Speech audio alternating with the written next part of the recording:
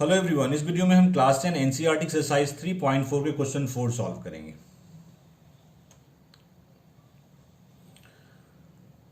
Hello everyone, इस video में हम क्लास 10 एनसीईआरटी एक्सरसाइज 3.4 के क्वेश्चन 4 सॉल्व करेंगे। हेलो एवरीवन, इस वीडियो में हम क्लास 10 एनसीईआरटी एक्सरसाइज 3.4 के क्वेश्चन 4 सॉल्व करेंगे। तो चलिए शुरू करते हैं। फर्स्ट पार्ट है, a part of monthly hostel charges is fixed and the remaining depends on the number of days one has taken food in the mess. कह रहे कि किसी हॉस्टल का चार्ज कुछ इस तरह से है, एक फिक्स्ड अमाउंट है जो आपको देना ही देना है, रिमेनिंग डिपेंड करता है कि आपने कितने दिन मेस में खाना खाया। When a student A takes food for 20 days, she has to pay ₹1000 as hostel charge. Student ए ने 20 डेज अगर मेस में फूड लिया तो उसने पे किया ₹1000 as hostel charges. Where as a student B who takes food for 26 days pays ₹1180। Student B ने mess में 26 days food लिया और उसने पे किया 1180 as a hostel charge. Find the fix charge and the cost of food per day. तो hostel का fix charge क्या है और cost of food per day क्या है, दोनों निकालना है। तो देखिए, मंथली हॉस्टल चार्ज के दो पार्ट हैं, एक है फिक्स चार्ज जो आपको देना ही देना है, plus food charges per day, आपने कितने दिन मेस में खाना खाया। मैंने एज्यूम कर लिया कि फिक्स चार्ज जो है वो ₹X है और फूड चार्ज पर डे जो है ₹Y है। अब आते हैं स्टूडेंट ए के लिए। फॉर ए, इसने फूड कितने दिन लिया है 20 डेज, तो चार्ज पहले क्या होगा इसका, एक तो फिक्स चार्ज होगा जो उसको देना ही देना है, प्लस ए ने 20 डेज मेस में खाना खाया, इसका मतलब कि 20 इंटू वाई, क्योंकि फूड चार्ज पर डे है ₹Y, तो 20 डेज का 20 इंटू वाई, ये है आपका 1000। उसने पे किया ₹1000 एज अ हॉस्टल चार्ज। इसको मैं फर्स्ट एज्यूम कर रहा हूँ। For B, for student B, fix charge तो देना ही देना है उसे, प्लस बी ने 26 डेज मेस में खाना खाया, तो 26 का चार्ज क्या होगा, 26 इंटू वाई, 26y, और उसने पे किया 1180। ठीक है, हमारे पास दो इक्वेशन आ गए, सॉल्व कर सकते हैं, कोई रिस्ट्रिक्शन नहीं, किसी भी अल्जेब्रिक मेथड को यूज कर सकते हैं। ठीक है, तो मैं यहाँ पे यूज कर रहा हूँ elimination method. x plus 26y ये है, तो मैं इसको नीचे लिख रहा हूँ पहले यहाँ पे, x plus 20y equals to 1000। हम माइनस कर दे रहे हैं, इसे माइनस करेंगे तो x एलिमिनेट हो जाएगा, minus minus minus cancel, 26y minus 20y that is 6y, 1180 minus 1000 that is 180। तो y इक्वल्स टू 180 अपॉन 6, तो ये 6 से 30 टाइम में कैंसिल हो जाएगा। This means y equal to 30, मतलब फूड चार्ज पर डे जो है वो है ₹30। अब हमें x निकालना है, तो इक्वेशन फर्स्ट में या सेकंड में किसी में पुट कर सकते हैं, तो मैं इसे फर्स्ट में सब्स्टिट्यूट कर दे रहा हूँ। Putting the value of y in first, putting the value of y in first,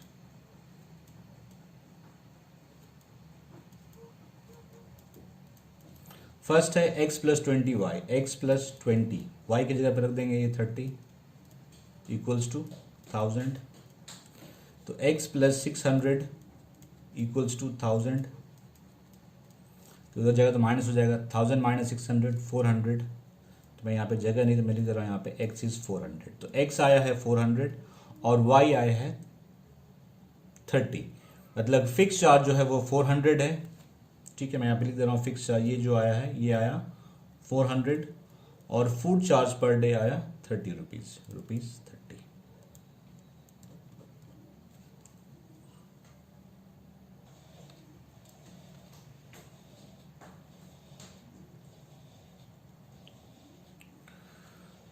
Second part, a fraction becomes 1/3 when 1 is subtracted from the numerator and it becomes 1/4 when 8 is added to its denominator.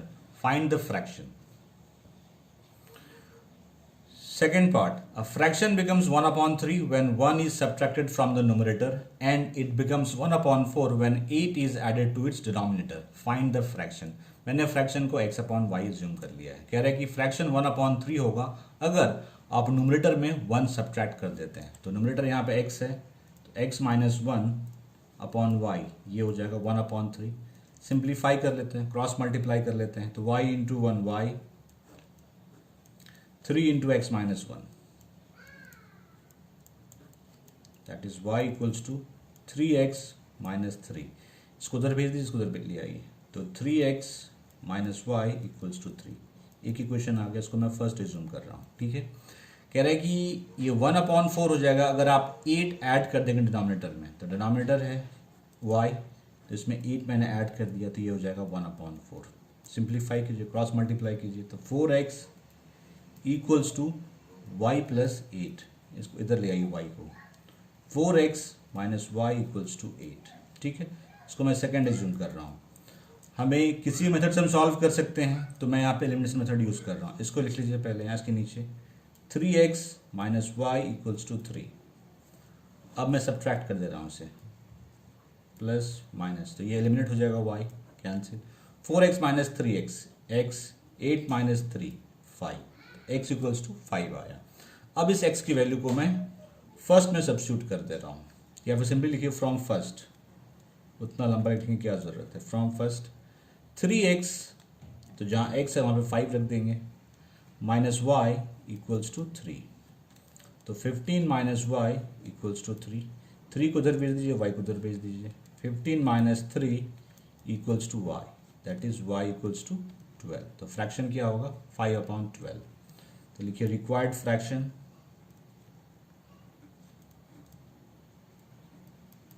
Is equals to 5/12।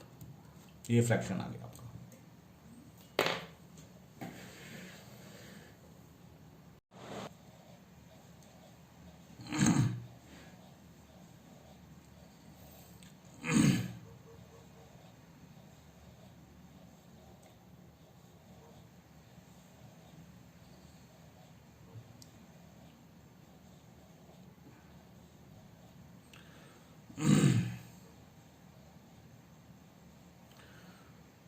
Third part, Yes scored 40 marks in a test, getting 3 marks for each right answers.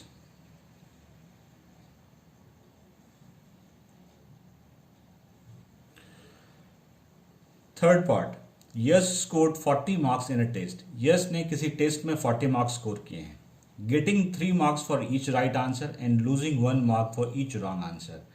Right answers के लिए 3 marks मिल रहे हैं और wrong answer के लिए 1 mark deduct हो जा रहा है, मतलब वो सब्ट्रैक्ट हो जा रहा है। Had 4 marks been awarded for each correct answer and 2 marks been deducted for each incorrect answer, then Yash would have scored 5 marks. अगर राइट आंसर्स के लिए 4 मार्क्स मिलते और रॉन्ग आंसर्स के लिए 2 मार्क्स डिडक्ट, तो यस 50 मार्क्स के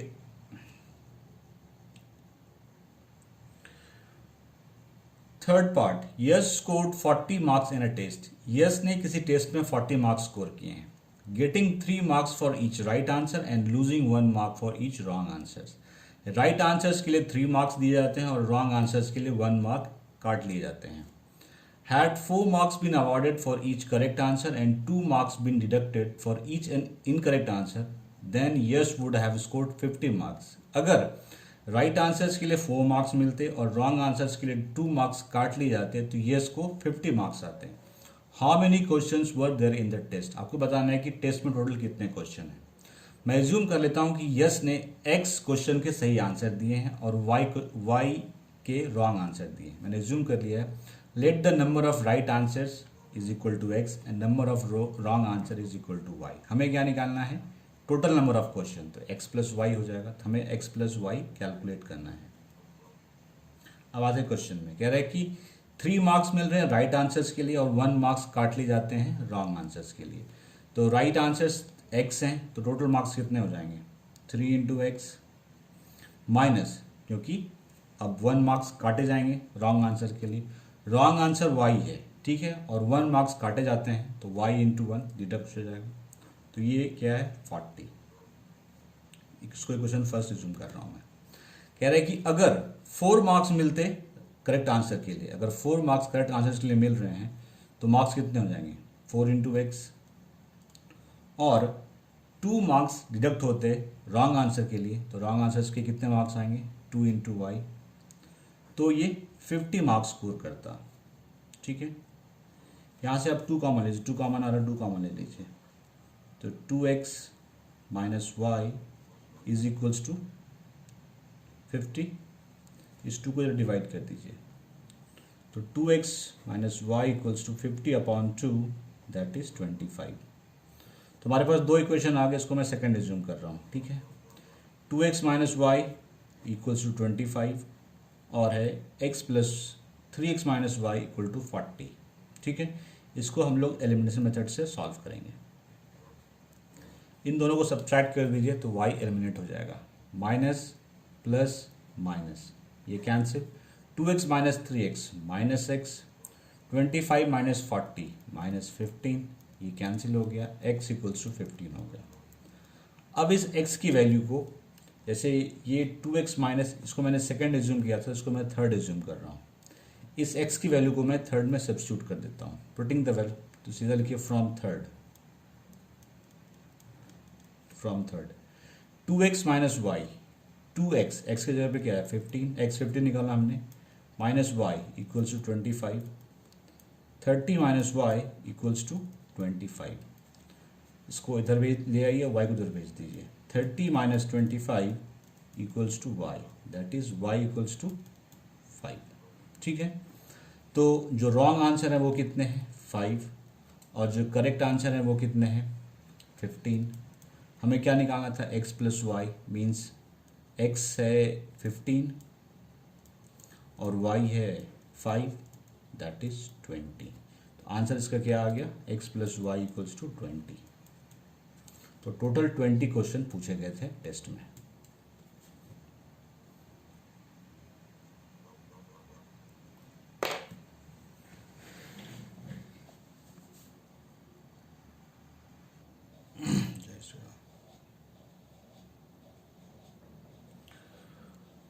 fourth part, places A and B are 100 kilometre apart on a highway. Highway पे दो प्लेसेस हैं ए और बी, जिनके बीच की डिस्टेंस जो है वो 100 kilometre. One car start from A and another from B at the same time. If the car travel in the same direction at different speed they meet in 5 hour. एक car A से start होती है और एक car B से start होती है, दोनों ही सेम डायरेक्शन में जा रहा है, मतलब कि ये भी इस डायरेक्शन में है और ये भी इस डायरेक्शन में है। तो कह रहे हैं कि अगर दोनों की स्पीड डिफरेंट है तो आफ्टर 5 आवर दोनों ही कार मिल जाएंगे। If they travel towards each other, अगर वो दोनों एक दूसरे की तरफ चलते, मतलब कार ए इस तरफ जा रहा होता, कार बी इस तरफ जा रहा होता, तो 1 घंटे में वो 1 आवर में वो मिल जाते हैं। What are the speeds of 2 cars, आपको दोनों कार की स्पीड निकालनी है। ठीक है, मैंने ये बताया, ये प्लेस ए है, ये प्लेस बी है, इनके बीच की डिस्टेंस 100 किलोमीटर है। मैंने एज्यूम कर लिया कि जो कार ए से स्टार्ट होती है उसकी स्पीड है x किलोमीटर पर आवर, और जो कार बी से स्टार्ट हो रही है उसकी स्पीड है y किलोमीटर पर आवर। ठीक है, वो क्वेश्चन में मेंशन है कि 5 आवर्स के बाद वो मीट करते हैं, तो हम निकालते हैं 5 आवर्स में कार बी और कार ए कितना डिस्टेंस ट्रेवल करता है। तो distance travelled by car B in 5 hour, car B की स्पीड क्या है y किलोमीटर पर आवर, तो 5 आवर में कितना डिस्टेंस ट्रेवल करेगा 5 into Y.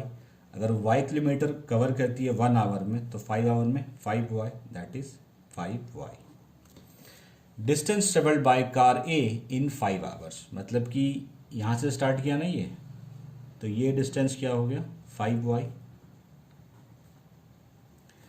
Car A 1 our में x किलोमीटर कवर करती है, तो 5 आवर में कितना कवर करेगी 5x। तो देखिए ये जो 5x है, तो ये पूरा 5x होगा, यहाँ से लेके यहाँ तक 5x होगा, क्योंकि 5 आवर के बाद दोनों मिल जा रहे हैं, तो ये क्या है 5x। तो ये 5x equals to 5y plus 100 हो जाएगा, ऐसा लिख सकते हैं। तो लिखिए 5x equals to 5y plus 100। इस 5 को इधर ले आइए, 5x minus 5y equals to 100। 5 common आ रहा है, कॉमन ले लीजिए, 5x minus y equals to 100। इस 5 से डिवाइड कर दीजिए जा करके, x minus y equals to 100 upon 5, that is 20। तो एक इक्वेशन फॉर्म हुआ x minus y equal to 20। इसको मैं इक्वेशन फर्स्ट एज्यूम कर रहा हूँ। अब कह रहा है कि प्लेस ए ये है, प्लेस बी ये है। ठीक है, अब कार जो है दोनों एक दूसरे के अपोजिट डायरेक्शन में जा रहे हैं। ठीक है, मतलब कार ए इस तरफ जा रहा है, कार बी इस तरफ जा रहा है। ये डिस्टेंस कितना है 100 किलोमीटर। तो इस केस में 1 आवर में दोनों मिल लेते हैं। ठीक है, तो हम निकालते हैं 1 आवर में कार ए कितना ट्रेवल करेगा और 1 कार बी कितना ट्रेवल करेगा, और जो होगा उसको 100 के इक्वल हो जाएगा वो। तो लिखिए distance travelled by car A, distance travelled by car A in 1 hour. मैं लिख दे रहा हूँ यहाँ पे ब्रैकेट में 1 आवर में, ठीक है। कार ए की स्पीड है x किलोमीटर पर आवर, मतलब 1 आवर में x किलोमीटर जा रही है, तो x ही होगी।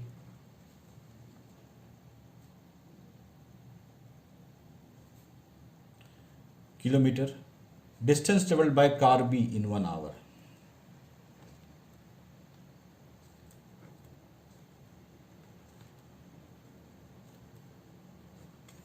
कार बी 1 आवर, स्पीड क्या है y किलोमीटर पर आवर, मतलब y। तो ये कवर हो रहा है, ये कार x जो है, ये x किलोमीटर जा रही है कार A, और कार B y किलोमीटर जा रही है। तो ये x plus y equal to 100 है। तो हमारे पास दो इक्वेशन आ गए, एक है x minus y equal to 20 और दूसरा आ रहा है x plus y equal to 100। इसको हम लोग नेक्स्ट पेज में सॉल्व करेंगे।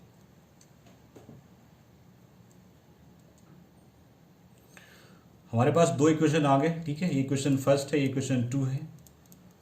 इन दोनों को मैं ऐड कर देता हूँ तो y एलिमिनेट हो जाएगा, एलिमिनेशन मेथड यहाँ पे यूज़ हो रहा है। तो ये और ये cancel, x plus x 2x, 20 plus 100 120, x equals to 120 upon 2 that is 60। x जो है वो 60 है।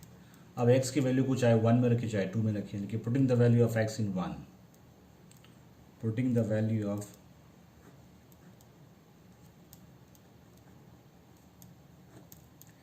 इन 1 है x minus y equals to 20, x हमने निकाला है 60, 60 minus y equals to 20, y को उधर भेज दीजिए, 20 उधर ले आइए, 60 minus 20 equals to y, that is y equals to 40।